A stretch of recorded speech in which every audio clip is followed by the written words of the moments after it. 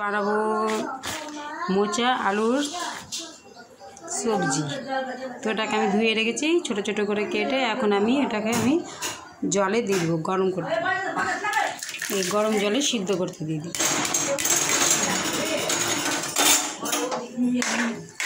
এটাকে আমি সিদ্ধ হয়ে যাবে, তারপর আমি এটাকে নামাবো, পরে দেখাবো। এটাকে আমি এখন ঢাকা দিয়ে দিচ্ছি।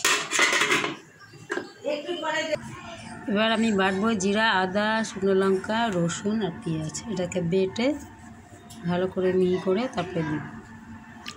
এবার আমার মশলা বাটাটা হয়ে গেছে। এবার আমি বাটিতে তুলে নেবো। এবার আমি দেখছি মোচাটা সিদ্ধ হয়েছে কিনা। আমি ঢাকনাটা উঠিয়ে দেখিনি সিদ্ধ হয়েছে কিনা।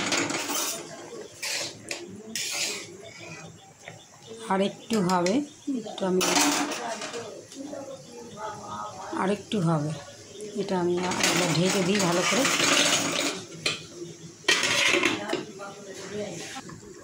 এবার আমি উঠে দেখি এটা সিদ্ধ হয়ে গেছে। এখন আমি এটাকে ছেঁকে নেব। ছেঁকে নেওয়ার পর দেখাচ্ছি। এই যে আমি এটাকে এবার ভালো করে ছেঁকে নিলাম। এবার আমি কড়াইয়ে তেল দিয়েছি। কড়াইয়ের তেল গরম হয়ে গেছে। আমি এটাকে শুকনো লঙ্কা হালকা করে একটু ভেজে নিয়ে এবার আমি কিছুটা বাদাম দিয়ে দিলাম।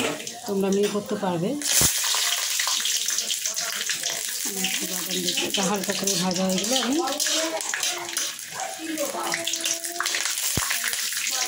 মশলাটা দিয়ে দেবো। এবার আমি এই যে আদা, জিরা, রসুন, পেঁয়াজ আর টমেটো কুচি মশলা দিয়ে দেবো।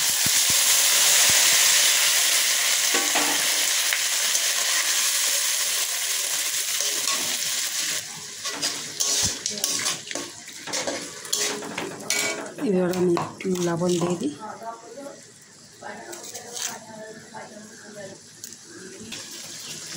চামচ হলুদ। এটাকে ভালো করে যখন কষা হয়ে যাবে, তারপরে আমি মোচা সিদ্ধটা ওর মধ্যে দিই। কষা এই যে মশলাটা আছে সুন্দর কষা হয়ে গেছে। এবার আমি মোচা সিদ্ধগুলো দিয়ে দিই।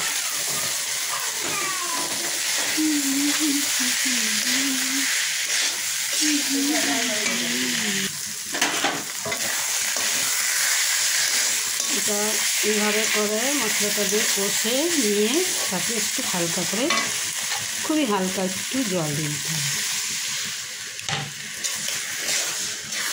আপনারা একটু মিষ্টি খেতে চাইলে মিষ্টি দিয়ে দিতে পারবেন। আর এটা হয়ে এসছে, নামাবার টাইমে ঘি আর একটু গরম মশলা দিয়ে নামিয়ে।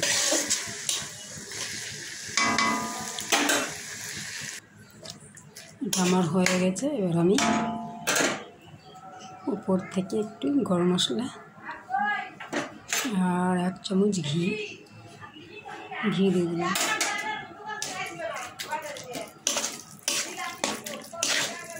এটা এবার আমি নামিয়ে দেখাচ্ছি।